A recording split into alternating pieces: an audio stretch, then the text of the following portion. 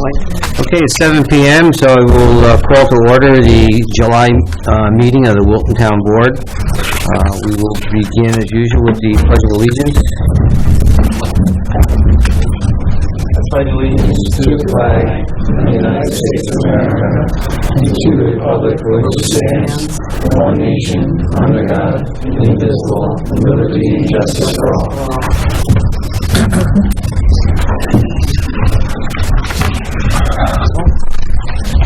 Roll call. Supervisor Johnson. Here. Deputy Supervisor Stryker. Here. Councilwoman Clevertart. Here. Councilman Lance. Here. Councilman McEachern. Here. Okay, before we get into the regular agenda, we have our public comment period. We have a few people that signed up to speak. The first is Elizabeth Trapani. Would you come up here, because this goes on time warner and we need to get the audio. Okay. My name is Elizabeth Trapani. I'm here with my husband, Vito Trapani. We owned our home at 61 Trader Road for over 40 years. We're both retired, and our home is up for sale and currently under contract. During a routine inspection, it was discovered that our septic needs to have the drain field repaired. That was on May 15th of this year. I contacted the town to inquire because we were told by our developer last year for Croft Farms they're going to be running sewers down past our home. We were told at that time that they weren't operational in the fall. They still weren't operational in March. I called the town on May 18th, Monday, May 18th, and discussed with Wilton Water and Sewer what the cost would be when the sewer became operational, that the cost was going to be around $12,000. The cost to repair my septic is $6,000. That's half the cost. Since I had already invested $2,000 in the fall of 2014 to replace all the Orangeburg pipe for my septic system, I discussed with Wilton Water and Sewer that would be the option for me. It was never said to me, never stated that I wouldn't have the option, that I would have to connect. There has been no notification to residents, and I understand it's a small number of residents that this has been affected since Croft Farms has been built. I spoke to Saratoga County. They informed me that they give the residents the option, that they don't insist that someone connect. Again, I contacted finally Mr. Mark Mikens. I believe that's how you pronounce his name. He forwarded me first what was called the law, then it was called, I believe, a code. Anyway, I was forwarded the information. Nowhere in there does it say it's required. It's a recommendation. So I am respectfully requesting that I be allowed to go forward with the repair of my septic system so that I can close the sale of my home. And that's my request. I'm requesting that of this board. Okay. We did receive a letter from an attorney, Arthur Pasquarello, and I did refer to our town attorney, Mark Schachtner, and I think, Mark, you plan on reviewing the matter and responding to the attorney. Right. We also need to talk to our town building inspector, and you did pronounce his name correctly. It's Mark Mikens. He's away this week, but he'll be back next week, and we anticipate responding to you next week. Oh, thank you.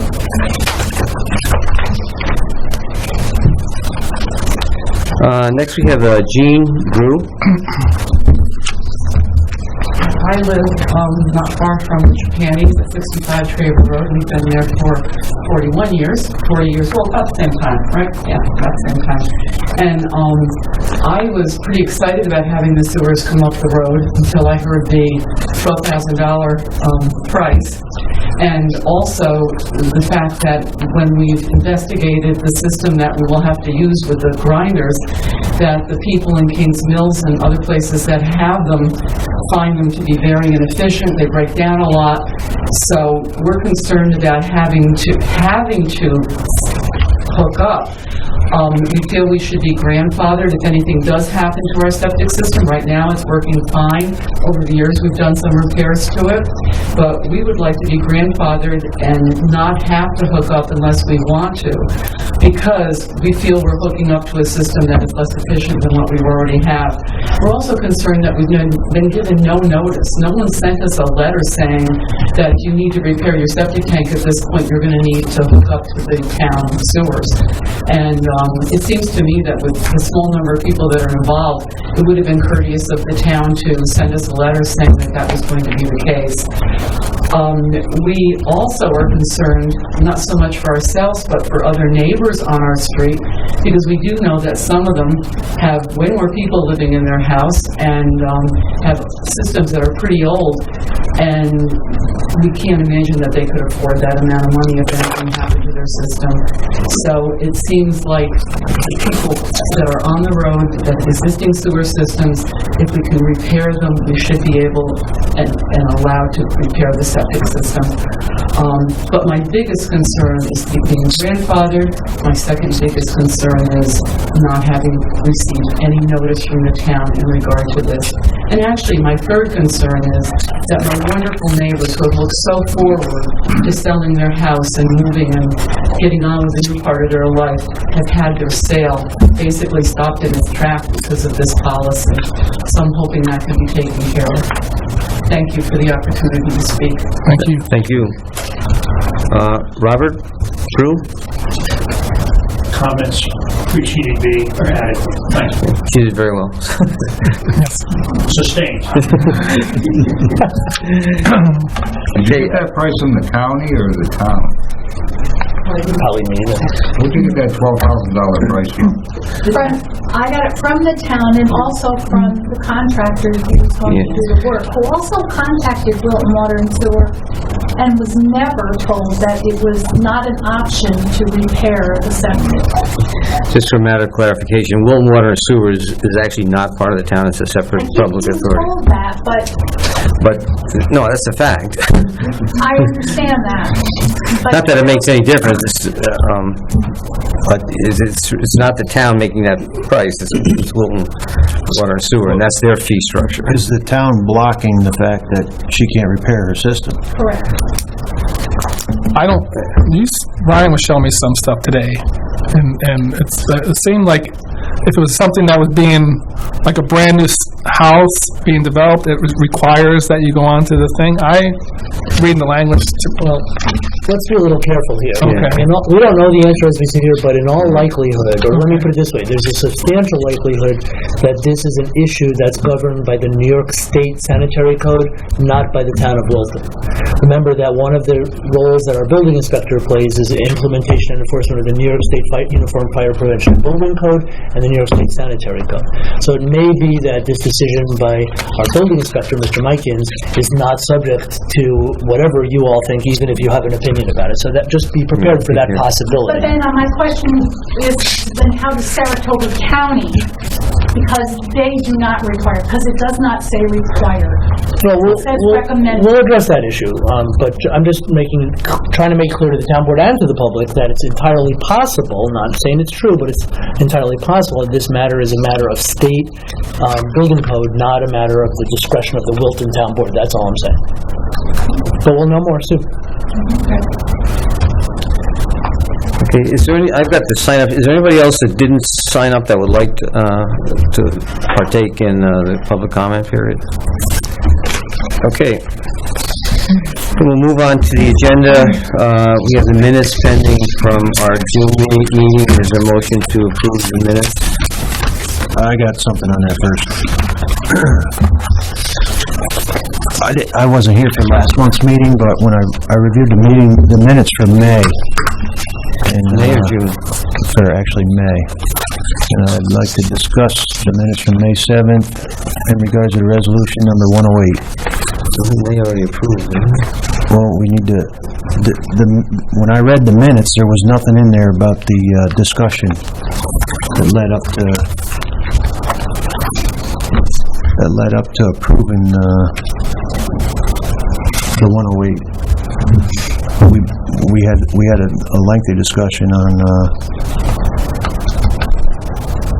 on if the records were reviewed by Jeff and they weren't in the minutes, so if we could just add them to the minutes or amend them or whatever we have to do to put them in the minutes. When I was reading it, I didn't see any of it.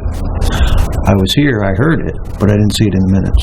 We did discussion or just any mention? It was a quite lengthy discussion. Yeah, I mean, we don't do verbatim minutes either. They're like summary minutes, but I think it's pretty important thing what happened. I think it should be. I know I said a lot of things that went in there. what was the issue anyway? I don't even remember. We had a discussion concerning the records that were submitted by Kathy for payment of 87 hours of comp time. The two questions that were asked were, had the records been reviewed by Jeff, and had they been approved by Jeff? And I didn't see it. I was out that meeting, but I will. Yeah, if we could just add that to the meeting, the minutes. I think it's a piece that was left out, and I don't know why it was left out. But if we could just add it to it. I don't know what I got to do to get it added. Yeah, you're gonna look at it, then we can amend the minutes if necessary. That's it. So if in fact the minutes are amended for that motion, would we be voting on that? No, I just want to add it to the minutes. That there was a discussion. Well, you would vote to amend the Amend minutes. it? Okay. Next month. we'll do Next that. month. If Sue comes back and says, yes, Reviews. here's what we're proposing, and you Okay. guys are comfortable with it, then at that time you would have a motion to amend the May minutes, and if that motion passes, then the May minutes will be so amended. Thank you. So before us tonight is the June minutes. Okay. I reviewed them. I wasn't here for that. All right, so is there a motion to approve the June I'll minutes? make the motion. I'm going to. Steve does. I'll put forth the motion to approve last month's meetings. I'll second. Okay, a motion and a second. Any requests for changes, amendments to the June minutes? Okay, hearing none, all in favor? Aye. Aye. Aye. Any opposed? So moved. We received a request from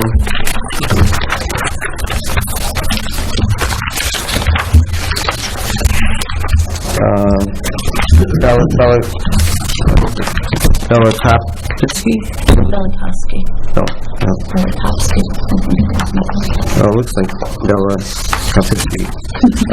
To add a use in an RB1 zone by special permit for automotive sales. Are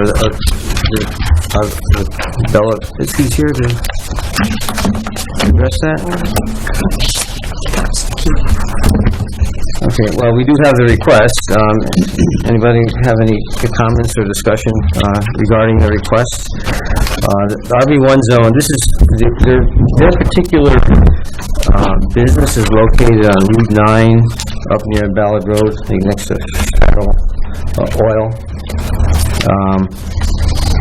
The RB1 zone runs from Worth Road up to all the way up to the town line, right? Then it goes R2 after that way, so. And auto sales are not an allowed use. There are some businesses that do have small car sales there, but they were a pre-existing use prior to the zoning change to RB1. So there are some folks up there that do have some car sales, but these people do repairs right now, and they're requesting to add auto sales as part of as an allowed use. So, any How thoughts? does zoning feel about it? Zoning and... Well, any zoning changes is up to the town board. And, you know, it never came up as a comp plan update. No one has offered to change that zone to allow such a, and the request wasn't made to that board. But what you'd be doing, approving it, is it's essentially you could have potentially car sales from North Road up. I don't know whether that's something we can do. Do we have a number of allowed, I mean...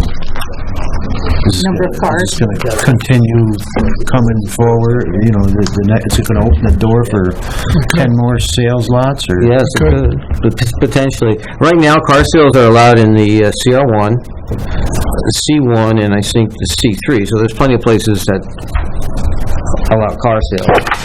The RB1 is kind of a mix of, there's a lot of residents up that way and small business, but, I don't know whether it's something we want to add. I almost think you're opening the door for a whole slew of them coming down in that corridor. I don't know. It's my understanding that these folks are renting or leasing the property, is that? I think they're already selling on that property, aren't they? Mark stopped them. Oh, so they've already, Mike is not Mark.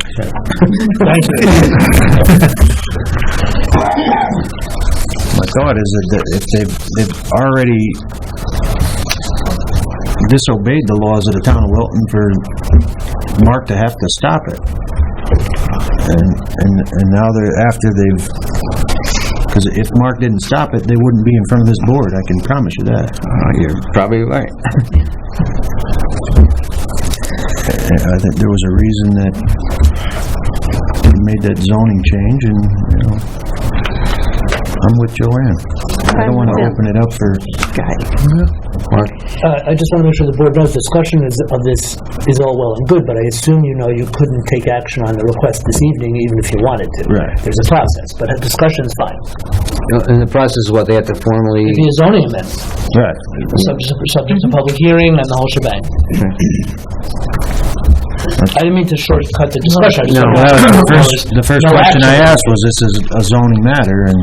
Yes, but there's a process to change the zone. Correct. If you want, and you're not compelled to go through that process, but I just want to make sure the board knows, again, I'm not trying to forestall any discussion at this level. You can discuss all you like. I just want to make sure the board and the public know you could not, even if you wanted to, take action in response to the request this evening, even if you wanted to. Okay. You could start the ball rolling on the process if you wanted to. I think, their job to start the ball rolling through the zoning. Yeah, I mean, they would have to, I thought there was is there an application? There's a use variance that they could apply for. Right, that's different. That's Yeah. what they seem to be wanting. It's not crystal clear because their opening line, and I think they say it maybe more than once, is they want to appear before the town zoning board. If they're, like Sue said, if they're talking about a variance application, that's one thing. But what they say they want is they want additional special permitted uses in the zone. If that's what they really want, they can say they want to appear before the town zoning board, but it's not a ZBA matter. No, that's right. It's a town board matter acting as in your legislative capacity, changing the zoning. So it's hard to know exactly what they're trying to say. But I read it, for what it's worth, I interpret it as they're trying to get a zoning amendment to allow these additional special permit uses in this zone. That would have nothing whatsoever to do with the zoning board of appeals. Right. Yeah, zoning changes are only up to this board, so. Correct. All right. So we'll just notify them that if they want to pursue it, then they need to file the proper Do paper. we have an application for zone change? I can't. I don't know. That's what I Ryan, think you I'm would trying to ask. No. I'm not sure we do. So the letter approach is not inappropriate. And again, you're not obligated to move it along. I mean, that's why the informal discussion is very appropriate. If you as a town board don't want to entertain the request to amend zoning, you don't have to. Right, so could we do that tonight if we choose? You could decide not, meaning by that you mean decide not to further it or entertain it. Yes, you could do that. And that would be by resolution, not... Doesn't have to be, but it could be. All right. Any thoughts? We want to not entertain it? It sounds like John and Joanne... I don't think we can entertain it. We can entertain it. I'm not going to be changing zoning tonight. No. No, It seems to me if it was not this to approve it, I'm talking about potential... They're not here tonight. No, It seems if it was that important that somebody will be here. that's my point. Do you want to just say we're not going to I entertain don't the want to entertain it. I don't want to entertain the letter tonight. or ever? Or ever. That's fine with me. I know, Joanne, you indicated and I agree with both of you. I don't really think it's appropriate to change the zone at this point. The comprehensive plan committee met and didn't recommend any such a thing. So, I'm okay with just not entertaining it as well. John, any thoughts to you? He owns the sales. Yeah, I'm no, in favor. all right.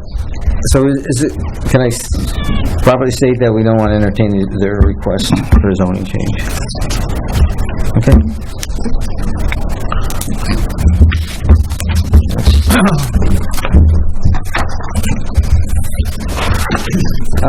Next, Del Monte, land dedication. Joe, right?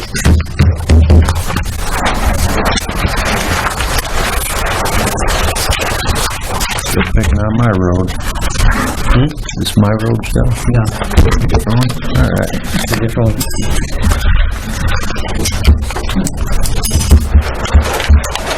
This is one of those instances where a subdivision can offer some towns land to the town in exchange for a density bonus.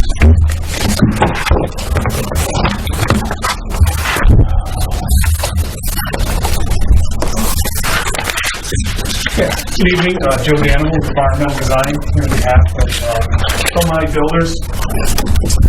We've recently gone to the planning board and presented a project for a 66-lot subdivision on Loudon Road. That's the area here, highlighted in green. Loudon Road here, Ingersoll Road. This continues west over to the mall, north to Route 50. For everyone's orientation, north is up on the map. We presented this application to the planning board 2 weeks ago after a regularly scheduled meeting. The application was received very favorably. The project we're working on with Alani for several years now, and we've talked to the town in various iterations of the plan over that time. Again, the most current version is a 66-lot subdivision, and why we're here tonight is exactly as Art has said. We're offering some land to the town in exchange for a 10% density bonus on the subdivision. The land we're looking to offer is roughly 15 acres of land in the southwest corner of the site. What the importance of this land dedication is it provides a significant linkage to the town of Wilton and various communities within the area.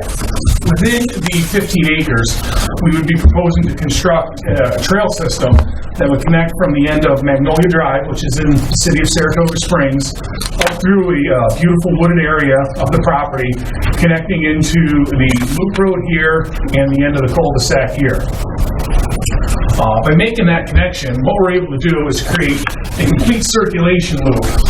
If you look at the red line here, it takes all of these communities, links them together. Roughly, if you were to travel on this road, it's about 3.5 miles.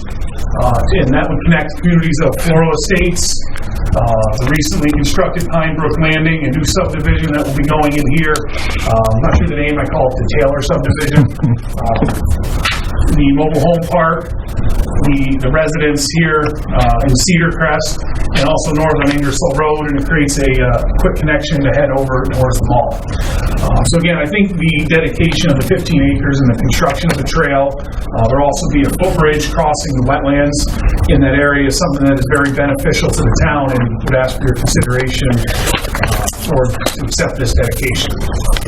And this trail would allow walkers, no vehicles, and possibly bikers, or? It would be, we would like to see it a hard surface, an asphalt pavement with 5 feet wide, maybe some wider, adding a shoulder on it with a stone up runner, rather one on a softer surface. But we'd also like the ability to have a hard surface for parents pushing strollers, bikers, young kids on their bikes.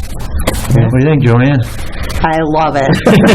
This is just what we want developers to be doing in our town. I do anyway. I think probably everybody does. I somehow I knew that was going to be you. Go for it. I'll let you make the motion. Okay. All right. Joanne, you want a second? Well, is that the end of the Joe's under a gag order. Don't let her talk. So a motion and a second. Any discussion? This is, we're gonna be accepting the piece, and, do we need to specifically identify it in any? Well, identifying it's good, but I think what you want to do is accept it subject to two things. First, who's going to have the final, who do you want to have the final say in what this recreation trail looks like? The planning board, the town board, somebody else? I think you might want to put something to that effect in any motion. And then we always recommend that it be subject to the real property documentation that we as town council are comfortable with. Is that something that would normally go to the planning board to do that, or? We could discuss at the planning board, the cross-section of the, we've been talking with the applicant, or... I mean, I have faith in the planning board. There was discussion at the planning board meeting of a wide range of variables, and many of which the applicant's representatives have just mentioned. What it's made of, how wide, whether it's made of two different surfaces, and if so, how wide is each, et cetera, et cetera. So, why don't we make the motion to accept, condition upon planning board review of the details of the cross-section, as well as subject to council's review and approval. What about That's part of your motion? Oh, that's Joanne. Oh, I thought you Joanne. meant... No, Joanne Joanne wants to make that motion. Okay. I'd like to make a motion that we accept this with the provision that the planning board reviews the trail connections and everything else that Mark Well, not just the presented. trail connections, but the trail... The trail surface, the trail cross-section, and so on. And then town council's approval of the legal documentation is what I'm suggesting. Okay, Joanne has made the motion. Is there a second it. Second by Don. Any further discussion? This is something that we've been talking about on the comprehensive plan too, so it's No, great. it fits in very nicely. That's what we were looking for. Thank you. Yeah. So, all in favor? Aye. Any opposed? So moved. Thank you, Mr. Belmonte. Thank you. Thank you.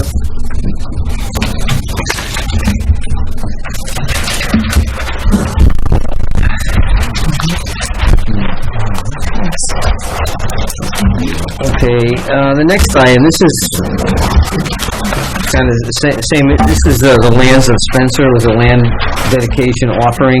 This is the one we reviewed last month, which we didn't, there wasn't a whole lot of enthusiasm by this board, but we did want to hear from the planning board if they why because they did give a recommendation to accept. We sent it back to the planning board, and now the planning board, after further review, has sent back a letter indicating that a negative response of acceptance.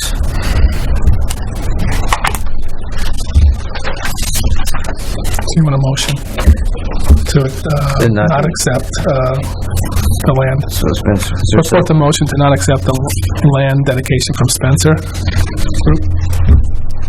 I'll second. motion and a second. Any discussion? Okay, all in favor? Aye. Aye. Any opposed? So moved. Thank you. Next, this is of interest to everyone in town. We had our consultant, Peter Faith, do our traffic study update for the purpose of establishing traffic mitigation fees and use of those fees for potential future roads. So, Peter? Yeah. And we all received a copy of the report last month. Brian actually has put together a brief presentation, so I'll blow through this quickly in terms of my pace. I can talk about this stuff, as I told Ryan, for 5 minutes or an hour. But if I go too fast, you have any questions, slow me down, feel free to ask. But we started this process about a year ago, and this is we have draft findings for the board to consider. Again, tonight, we'll review the study purpose and the history, talk about the scope of this update. We did things a little bit differently than we've done in the past, and we'll talk about that. Traditionally, we've looked at development trends and forecasts. We do our technical traffic analysis, traffic flow capacity. We look at accident history and non-motorized transportation this time around. We have an improvement plan, and we reviewed the fee structure that's been in place. A little bit of history about the traffic planning study. Back in 1992, it was begun. We spent a large amount of money to do an area-wide study consistent with engineering guidelines and establish the fee structure for the town, transportation fee mitigation structure for the town of Wilton. Some key decisions that we addressed: local roads only. We decided to leave Route 9 and Route 50 to New York State DOT. I think that was a very key decision that it made the process a little bit simpler. We're going to have to tackle the bigger projects that would require much more expense. Updates were completed in 1998, 2006, and 2009, and this one, which was completed this year. And the town also got some good recommendation, a good recognition from the New York State DOT that it was recognized. This study was recognized in the paper entitled "Not So Traditional Ways to Obtain Transportation Improvements in New York State." So the town should congratulate themselves on some good work that's been recognized. Some projects that have been completed, funded specifically through traffic mitigation fees. There have been some turn lanes and cross-section improvements. There's actually a picture, I believe, this is car at Jones, I believe, the turn lane that was built with mitigation funds. So this update, again, we did the traditional things that we've always done. We've collected new traffic data every time we do an update. We want to collect some more recent traffic data to make sure our database is strong. We review development trends, and we'll talk about that. We forecast development activity and traffic activity and growth over the next 10-year planning period, so we do that every time. We review traffic operations, the traditional level of service that all traffic engineers talk to you about. But 6 and 7 are items that we touched on this time, really for the first time around. We did a review of traffic safety, and we dove into a little bit more of non-motorized transportation, what could be done, and what projects could be implemented as part of the transportation mitigation fee. We have some draft recommendations for the board to consider, and again, we reviewed the fee structure. So, getting right into it, here's some of the traffic volumes. And again, this is all in the study that you hopefully you've taken a look at. I want to talk about a couple things. The busiest roads are Jones, Northern Pines Road, and Carr Road, as you might imagine, right in the center core of the town. Jones Road, right, existing, that leaves about 9,000 vehicles per day, is the busiest town road. The road that's maintained by the town. We reported traffic speeds when we do our traffic speeds. We also get a report of traffic speeds. So we presented this as well. Not totally germane to what we're doing, but I think it's good information for the town. I think the town has now those speed boards that you use to try to slow down traffic, give the oncoming motorist indication of what their speed is. The interesting thing that we found, several locations where the average speed and the 85th percentile speed, or design speed, exceeds the speed limit by quite a lot. Look at Dimmock. The speed limit is 45. The 85th percentile speed was 51 miles an hour. Ingersoll Road, which is this down here. This one here is 50, where the speed limit is 40. Loudon Road, 53 is the 85th percentile speed. Speed limit is 45. So there's several locations within the town where not unusual speeds are higher than the posted speed limit. I got a question on that speed. When they put the meter in on Smithbridge Road, they put it about 200 feet from the stop sign. You're already slowing your speed down.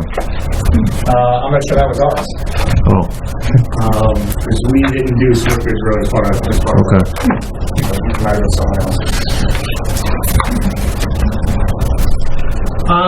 safety and accident data. This is, to me, there's a lot of interesting information on this figure. But when we decided to tackle safety and accidents, Ryan and I came up with a list of 11 potential intersections that might have a safety problem. And what we did is we collected accident data for a 3-year period, January 1, 2011 to December 31st, 2013, and looked at all the accidents that occurred at each of these 11 intersections. And you see the totals are down at the bottom.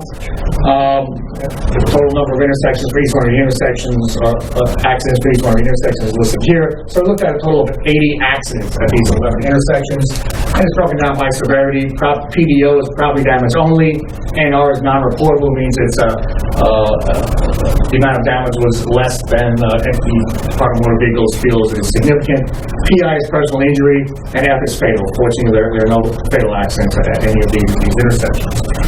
The way traffic engineers look at it, we establish a rate.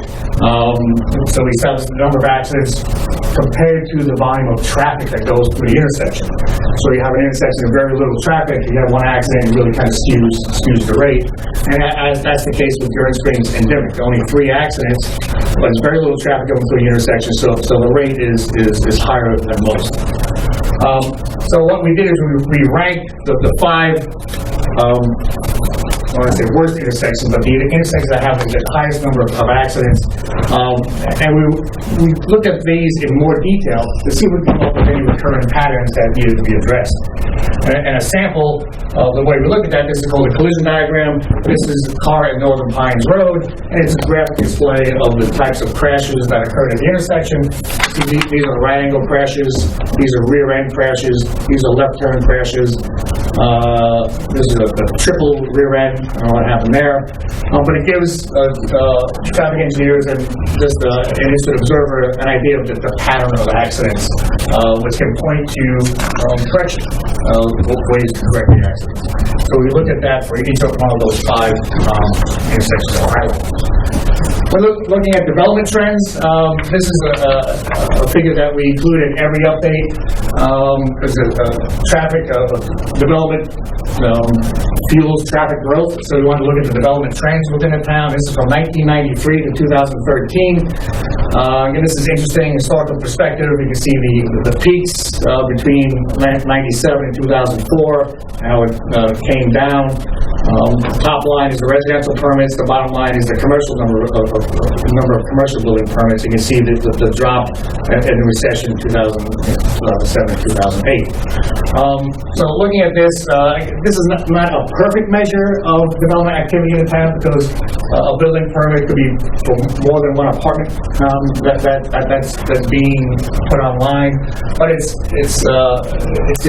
good pulse, if you will, to see what's happening in terms of development activity. We see it's starting to tick up a little bit, but certainly nothing near what it was when the town was being developed very quickly 10 or 15 years ago. But we did sit down. This is a map showing the current zoning within the town, and Ryan and I, and I think Art might have been involved at some point, did some crystal balling to identify development potential within the town for the next 10 years. Some of this is projects that are formally in front of the planning board right now. Some of them, people are just inquiring about a piece of land. So this identifies all of those projects. The triangles are sites for commercial development, and the circles are sites for potential residential development. And I know you can't read it, but the totals are summarized here for each one of the points on the map. So we've summarized all of that, and if you add everything up, all of the speculation, the projects that are in front of the board, there's about 1,100 single-family homes, potentially, over the next 10 years, 600 condos and apartments, 115,000 square feet of pure retail space, but another almost 700,000 square feet of mixed use in it. Usually mixed use is a mix of retail and office, and some 50,000 square foot of industrial. There are statistics that identifies how much traffic each one of those uses can generate. But based on past history, we decided to focus on the 50% potential of this development. It's unlikely that full development is going to occur over the next 10 years. So we decided to plan for 50% potential and see what that happened in terms, what that would do to our traffic forecasts. And that 50% potential adds about 14,000 trips per day on the road network, and equates to about 1,400 new peak hour trips on the entire town of Wilton road network. What does that mean? This is another interesting chart that's in the traffic study. It lists the major links within the town. You can see Ballard Road from I-87 to New York State Route 50, a couple of those Jones Road, south of Smith Bridge Road. Identifies the existing traffic volumes, 2014, the forecasted 2015 volumes. And this is a percent of capacity used. And the one location that seems to stick out is the Jones Road, right here, from New York State 50 to Interstate 87, that one stretch. We're getting very close to the theoretical capacity of that link. We're up to 84%. So it's something that sure people who drive that every day have a better sense of it than just my 84% on the board. But that's the one that stands out. The rest of these links, they're within reasonable range. I equate it to a coffee cup nicely full, not overflowing at this point. So bottom line, peak hour levels of service and delays are forecasted to remain mostly within acceptable ranges. Most delays are experienced or expected at left turns from minor streets, and we'll talk about both ends of Carr Road is probably the most significant locations. And Jones Road is the busiest town road and is forecasted to remain so. I want to talk about some of the recommendations now, and since we haven't talked about non-motorized transportation before, I want to start with this plan from 2008, done by the LA group. This is the Pathways plan that was done at that time, and this establishes a network of non-motorized transportation within the town.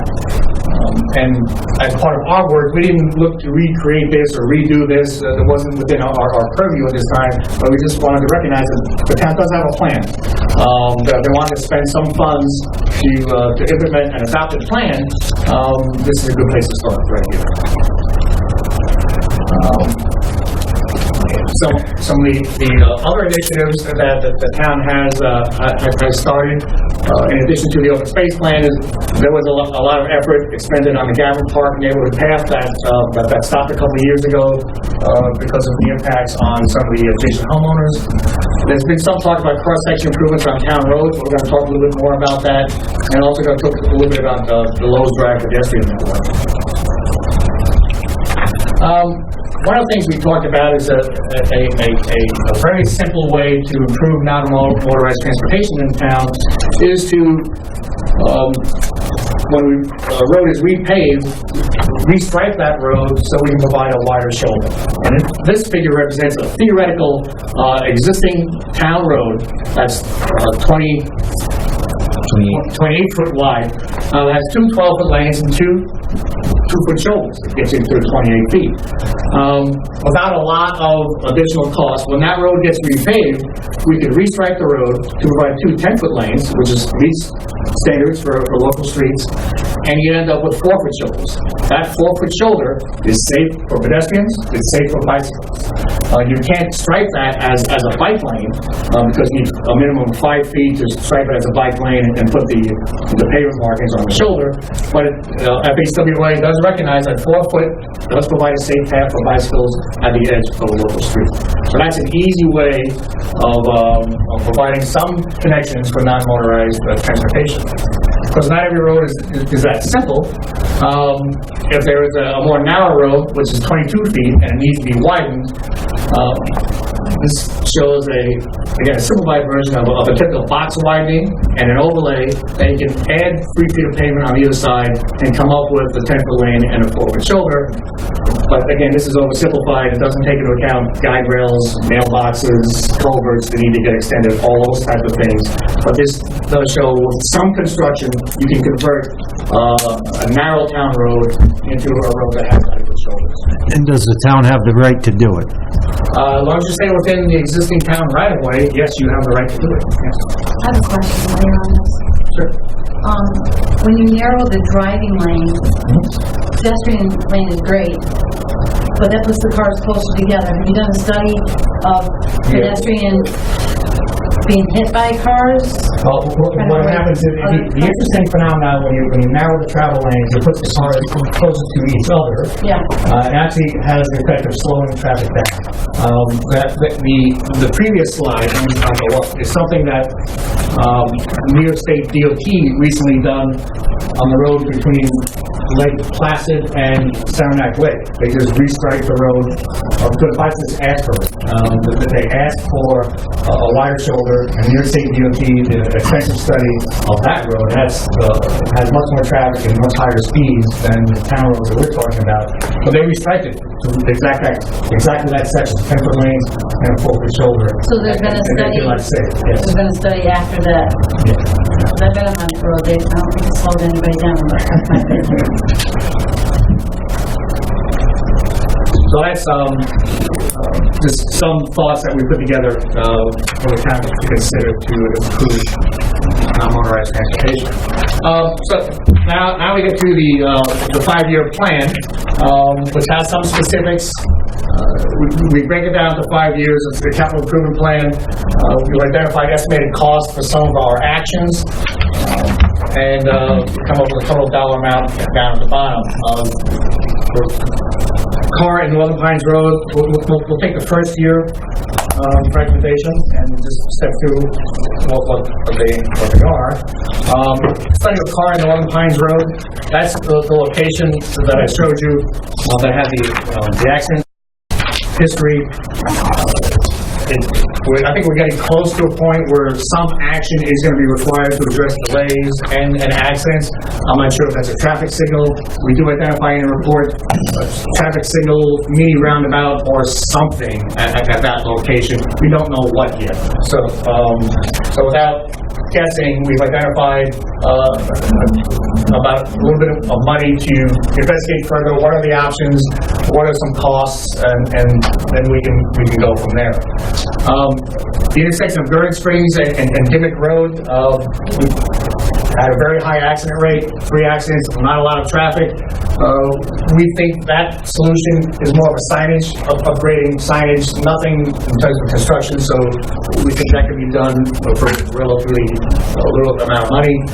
A further study of the Gavin Path alternatives at Carter Road, what can we do within the existing right-of-way to maybe have something that is acceptable to the neighbors in the area. Study Carr and Jones Road, again, a very similar situation on the bottom end of Carr Road. I don't think we're dealing with the same traffic issues that we are at Northern Pines Road, but still something needs to get done, at least with a time frame, to establish a time frame of when the next improvement would be needed. We identified $125,000 in calling annual costs, and the next slide tells us what they are.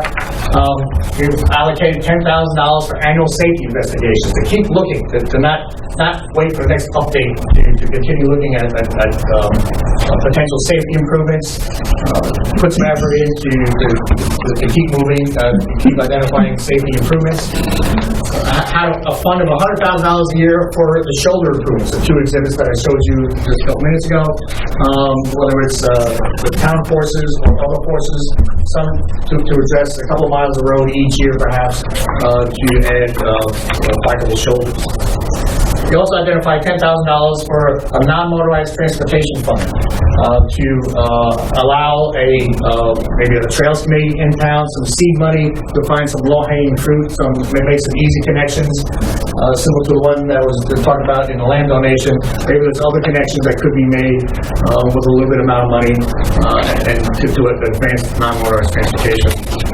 And traffic monitoring, just if the town was interested in making sure all the traffic data is up to date, that could be for traffic volumes or trail use, to make sure we have the right data for planning purposes. So that's a recurring expense every year, $125,000. Some of the other items, the Jones Road at Stewart's entrance, we found if you're driving on Jones Road approaching Route 50, entrance by Stewart's requires a lot of quick maneuvers because the approach tapers to the turn lane into Stewart's doesn't meet current standards.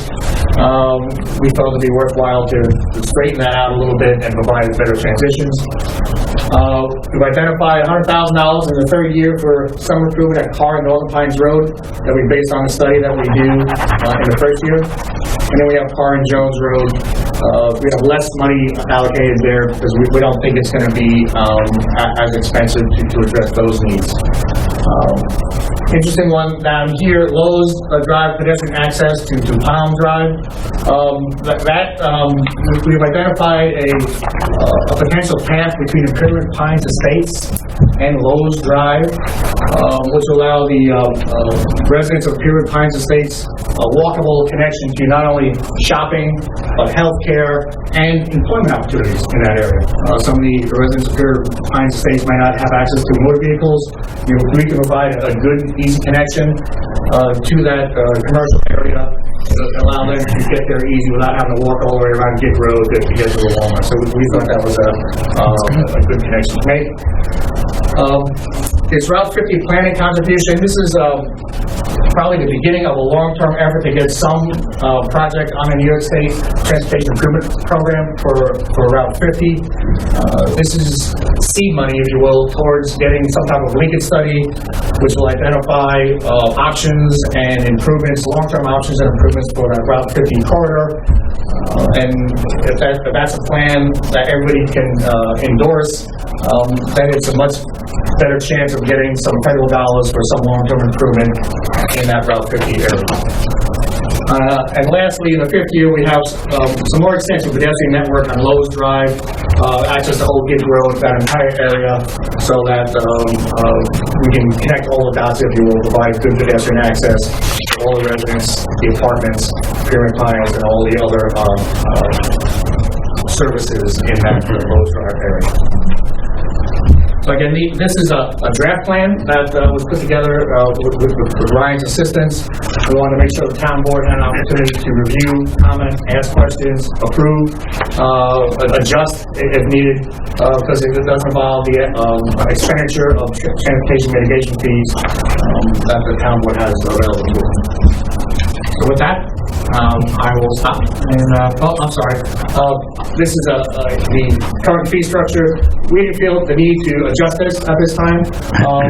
There are fees rolling in as development applies for building permits. There is a certain amount of money available in the account now. We didn't think there's a need to change the mitigation fee structure at this time. Okay, so in summary, slower development and traffic growth.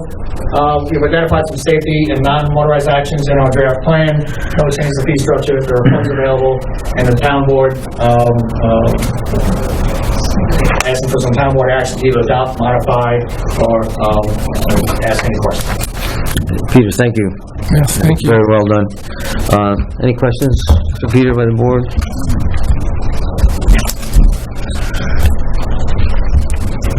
No, that's sounding great. Thank you. Yeah. I like the idea of Pyramid Pines connection. I think that's good for a lot of people in there. Would the board want more time to further review it, or if you're all happy with it, we could, if you're ready to adopt it, we could adopt it tonight? Make a motion to adopt it tonight. Any seconds to John's motion? I'll second. Okay. A motion and a second to adopt the plan as presented by Peter. Question. Well, I'm going to adopt it. Okay. So the motion and a second, any discussion? All in favor? Aye. Aye. Any opposed? So moved. Peter, thank you. Kurt, you had a question? I wanted to ask before you adopt. It wouldn't matter. You start spending money. Jeff, We what's got the you current covered. number We got you that we have on covered in mitigation right now? Kurt. So we're less than that. We're expensive tonight. Thank you. Thank you, Peter.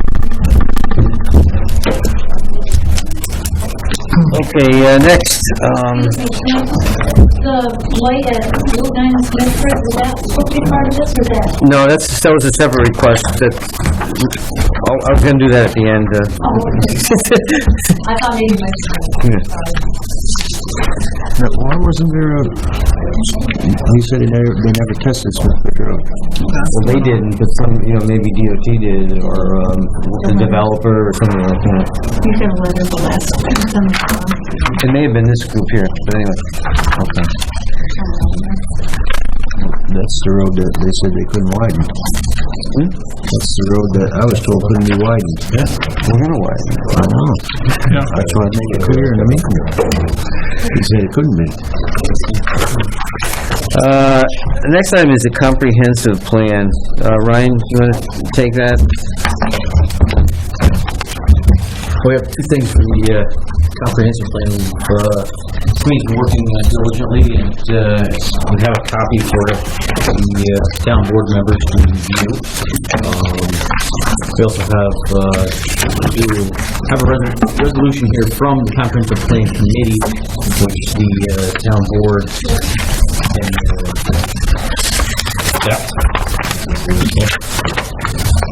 resolution presenting it, the draft comprehensive plan to the board. And also, we will be requiring the board to set a public hearing for the next meeting.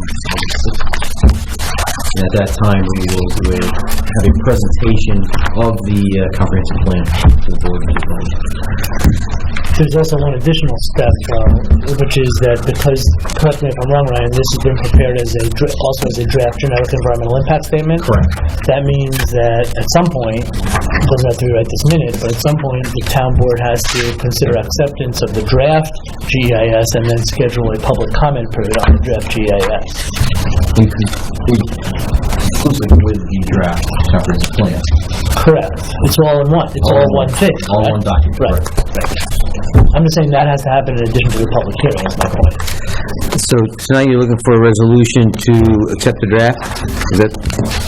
Resolution from the town board to accept the comprehensive plan committee's resolution recommending in full the 2015 comprehensive plan and draft generic environmental impact statement. And also resolution setting a hearing or motion. So, all right, correct me if I'm wrong, but I think what Art's asking is, are we also asking the town board to accept the document as a complete draft generic environmental impact statement? Correct, yes. And that's fine. If that's true, that's also going to mean we have to set up a public comment period, separate from the public hearing, a public comment period on the generic environmental impact statement. That would be take place prior to the public hearing? Or Not necessarily prior. It could overlap. It'd be the same meeting? Well, it's a public comment period. Okay. In other words, it's an amount of time in which people can submit written comments. What is the required 30 days? I don't know. I don't remember. We haven't talked about this. I think it's 60 days, but I can't do it while we sit here now. And you can schedule a public hearing for next month's meeting if you like, and you could also call that a public hearing on the draft generic environmental impact statement, because it's all one and the same. The wrinkle I'm mentioning is that there's a required public comment period, and I just, as you sit here, I don't remember what that amount of days is. I believe it might be 60 days, but I'm not sure. So we could schedule a public hearing, but then allow another, whether it be 60 days, public comment period after the public hearing is held. The public comment period will extend X amount of days. So then it'll be 60 days, and we couldn't formally adopt it until after that public comment. Well, actually, and there's another step, which is the preparation of the final generic environmental impact statement. Who's going to make this motion? Who's making this? All right. Well, what are we doing tonight? I'd like to see us take it home, read it for a month before we do anything. If you want to do that, That's what I that would could do. enable us to set up a timeline for the remaining steps and work them together in concert, if you want to do it that way. You still want the acceptance from the recommendation from the planning board to just accept it as a draft? Acceptance of the resolution, which also starts the clock. Right, but what I'm saying is if you want to go to Councilman Land's suggestion, we can develop an actual timeline for when the public hearing can be held, when the public comment period will run, when it will close, and all the rest of it. You can still accept the comp plan committee's report tonight. You can certainly do that. So what you're suggesting is to not take any action other than accepting the draft? or the report, and then not schedule a Well, public. they don't ready for a month before they do anything, 2.5 years ago, this board, not this board, made a decision. A lot of people were against it, 98% of people in this room were against it, Route 9 when he changed it. It ain't gonna happen again on my watch. No, this was a total different committee, a total transparent situation, but... That's what they said too. Pardon? That's what they said too. I like to take it home for a month and read it. I don't... It takes me time. I'm not very bright, so I need a month to read it. environmental impact statement, that means there has to be a final environmental impact statement prepared after the public comment period, which includes responses to the comments on the draft generic environmental impact statement. Yes. She has it. All right. Yeah, this is just a draft. Okay. Then we have the comment period, you incorporate any comments. Right, and responses to comments. That's what I'm talking about, right? Yes. All right, so what's the feeling? You want to not do... Remember, we need another month. We've taken this long already. We need people to have more time, Oh, yeah, I'm not rushing into anything. It's important. It's an important document. Sure is. We can still have the presentation on August 6th. I would definitely like to see the presentation, yes. So tonight we're just going to accept this resolution that's before you from the planning board. from the comprehensive Comprehensive, I'm sorry. committee. And we won't schedule a public hearing at this point. That's fine, you're certainly not compelled to yet. It's up to the board. You can schedule a public hearing, we can schedule a 60-day public comment period, and I hope that suffices. Well, we can I think it still, does, yeah. or you can do what you just described. What's the feeling? No, I just had a question for Mark.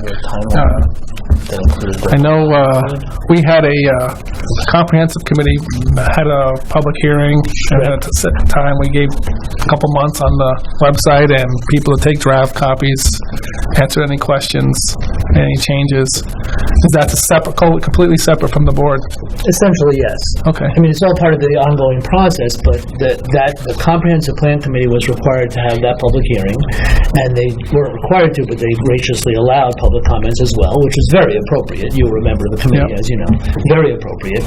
And now, but nonetheless, regardless, even if you agree with every word of the document, it's ultimately the town board's decision on the comprehensive land use plan. And because the way this has been created as not only a comprehensive plan, but also a generic, what's called a generic environmental impact statement, there's a public hearing requirement on the comp plan, which is this document. There's also a public comment, I just said public hearing, I hope, right? Yeah. There's a public hearing required on the comp plan. Because this is also serving as an environmental impact statement, there's a public comment period required. And all that stuff has to happen at the town board level, even if it happened at the comp plan committee level. Okay. Right. Tom, will you be okay with setting a public hearing 30 days from now, which would give you the time to review it, or you want more time than that? I need more time. More time? That ain't too bright. You are bright, John. All right. So for tonight, we'll just accept the comprehensive plan. If everyone's agreeing with John. I tried rifling through it real fast, and It's a lot. We can't rifle through that quickly. No, it's just, Yeah, you don't have to accept this tonight. There's no accepting. we're not approving or adopting it, it's just accepting it as a draft.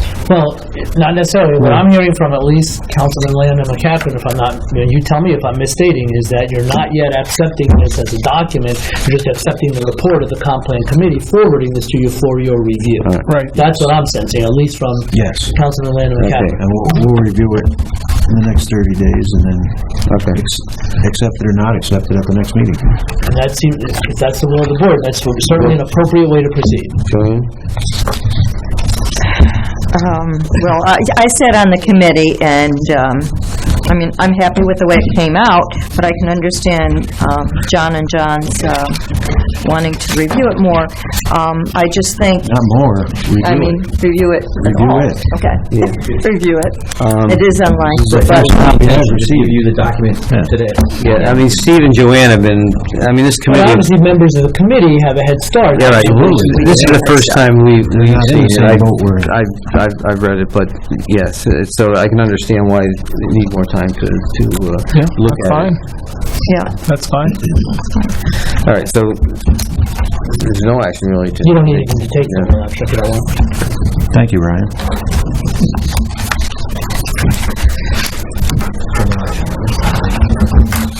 The resolution's been submitted. The report's been submitted. There's no requirement of acceptance. Next is solar update. This is the ongoing... I wish I had some good news to report. Last meeting, I reported to the board that we were going to look into a piece of town land that we have over on Ballard Road. Ryan and I looked at it, and it was a large enough area to fit the solar project. And so we turned it over to our town attorney, Mark Shackner, and Mark looked at the piece of property that the town owns, and by building the solar project over there, we'll be violating the open space that was dedicated for that piece of land. So, that's a problem there. Right now, I think, my recommendation to the board is that we table this until we either find another piece of town property we can build this on, or the incentives get better on the landfill, and we revisit the landfill. But right now, unless the town board wants to violate their open space of that piece of land, it's... I'm not willing. No. It hasn't been enough sun this year anyhow. But I'm not saying the project is dead. I'm just saying, let's table it. Let's keep looking for another piece of property. Maybe something will come up, and maybe the incentives will get better. What's the problem with the old town dump? It's Settling? they're not. No, it cost them a lot more money to build it on a landfill, and therefore the incentives by the investors aren't as good. Okay, the numbers that they gave us for the landfill are down at $339,000 over 20 years. You save like $3,300 the first year. It goes up. But then again, they're all estimates too, because the remote net metering rate increases and decreases on a monthly basis. And our project is not a very big project. It's 446 kilowatts. Like Clifton Park is building 1.5 megawatts. So that's a good size, 3 times the size of ours. But we can only build what our demand is for. Unless we enter into some kind of municipal agreement with like the school district or another municipality, and we found another piece of property, we can build a bigger project, but our demand will still only be 446 kilowatts. I wish we could get something that would allow us to go on that property of the old dump, the old town. That's, to me, it seems like an ideal spot. Yeah, I agree. If a private corporation came forward and said, yeah, we got a great roof. I mean, we were up at Mount McGregor yesterday looking at the overlook. I mean, if you worked with Target, I mean, who maintains it? The solar company does, right? Mm-hmm. I mean, that's, what, 1 million square feet? Doing it. What's that? Target's already putting solar on the roof. We were approached by NIMO converting all of our fluorescents to LED, and NIMO was going to pay like 70%. Does the town have that same? We converted the highway garage to LED. I'm looking up right now. Yeah, I know, Clifton Highway Garage. I know we converted them over last year. Mark had them in National Grid. They did a survey. I know Mark has talked about replacing these, but I'm not sure. These were replaced. In this room, yeah. They were talking about getting rid of the fluorescent and putting in LED, which would, this room alone, I mean, there's quite a bit of savings just in this area here, not the town garage. But, and they're taking the 70% hit, we're only liable for 30%. Yeah, well, somebody came in with a proposal at the park too, changing them down there. And I know they looked into it. I don't know what John King looked into it. I don't remember what the result was. Whether it was, while we're tabling the solar thing, maybe we can, because the LEDs will still work off the solar. Ask Mark and Scott. Yeah, we should be looking. No, they looked into it. Looking at ways to save money for taxpayers. Yeah. I mean, I'll talk to Mark next week. He's on vacation. Well, that would fund some of this other stuff that's going on there. Yeah, well, in the meantime, we can still look at potential other, some land that could possibly, a piece up of the, you're right, Joanne, up in the prison would be great.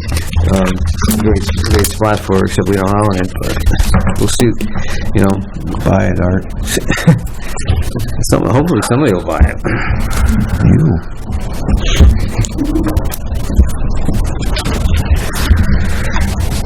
Okay, committee reports. All right, well, talking about the traffic mitigation update, going to be asking the board to spend some of that traffic mitigation money. I want to see if there's any committee reports before the controllers report. I'm getting old, I can't hear so well. Sorry, I'll speak up. Any committee reports? Okay, I guess not now. Now you're okay. Take my glasses back again. So you're up. What? The first action the town board needs to take are the budget amendments to pass with the traffic mitigation. The first one is $51,000 worth of shoulders on the other road, which we just saw in the presentation of traffic mitigation. And the second one has to do with putting $50,000 in the budget for the town to look into some of those studies that were talked about in the traffic mitigation. These will all come out of mitigation fees, not out of the general fund. Right. Make a motion to it, both of them. Is there a second? I'll second. We have a motion and a second. Any discussion on it? Okay, all in favor? I was just curious about, are we going to choose which studies to do, or is it just going to be traffic mitigation, just all those that he already done? Well, we'll choose, and discuss with the board. Okay. Yeah. Which one? Okay. I think we should have faith in Ryan, let him do it. Yeah, no, I just wanted to check. Well, I'll discuss. Yeah, Yeah. we'll take the priority ones that are probably within that first 5-year plan. Okay. Okay, do we vote? We got a motion and a second, huh? No, you voted. Okay, all in favor? Aye. Aye, any opposed? So moved. Okay, next one is a personnel item. Kathy Austin is requesting to send Tina Weber to the commercial industrial evaluation at the Cornell University, sponsored by New York State Assessors Association. It goes from July 2nd to the 16th. It's overnight travel, which requires town board approval. I make a motion, send Tina to it. I'll second it. Motion and a second. All in favor? Aye. Aye. Any opposed? So moved. Okay, the last one is just more informational. Town law section 123 requires that the town board review all of the departments that handle cash. Because you have a town controller, I do that for you, so I reviewed them all. There were no irregularities or discrepancies in the sample that I looked at, so my work papers are on file in my office if you want to see it. Thank you. Okay, we do have a very brief executive session, and I mean brief, it has to do with the contract negotiation for a piece of property. Before we do that, I wanted to just, Tina brought up about the Route 9 and Smithbridge Road intersection. We had sent a letter to DOT back in February, requesting an evaluation of that intersection, because a lot of people are concerned about the delays, the left-hand movements, and traffic in that particular area. We just got the response back, and you can read from DOT is that there's nothing to be done there, that there's no particular issues. So I continue taking a right and turning around in the fire department. I'm just... That's what I tell my kids to do. Tina, if you want to, you may be interested in reading a copy of it. Yeah, I did get a copy. Okay. Yeah, I don't, I mean, one of the reasons we knew it was an issue was because of the light at Davidson, and you'd have another light there, and then you got light at Northern Pines. We've gone to about, 7 or 8 accidents. Smith Bridge at 9? I can't believe there only been 80 accidents in this town in 3 years. Me neither. I can't believe that one. We respond to more than that. Pardon? Those are just some of the roads that they studied, I guess. You wanted to ask Jimmy about the award that was given to McGregor Links. I didn't go to that. I didn't know about it. Oh. Yeah, she called me. There was going to be a... You want to report on that, Jeannie? Because it was on Father's Day, you said. I know we had the Strawberry Social, but I didn't know about the award to... Neither did I. Yeah, well, we went down to McGregor Links after that at 4:30, because that was their request of the day. And we presented a preservation plaque to the McGregor Links because of the extensive work that they've done to reconstruct and repair that place. And they didn't, but then shortly after, I realized that they were building a deck on the front. After they got their award. Mr. All, who was one of the respected partners of the whole deal, and I said, I'm sure that's going to be historically correct, right? And he said, oh, well, it will be, yes. But we have to understand that business has to prosper also. And if that's necessary for their success, then we have to go on with it. Just beat the deck boards with chains. Pardon? Beat the deck boards with chains. Well, whatever. They're gonna put a lift there too, so the old people can get up on the deck. We just gotta find some old people.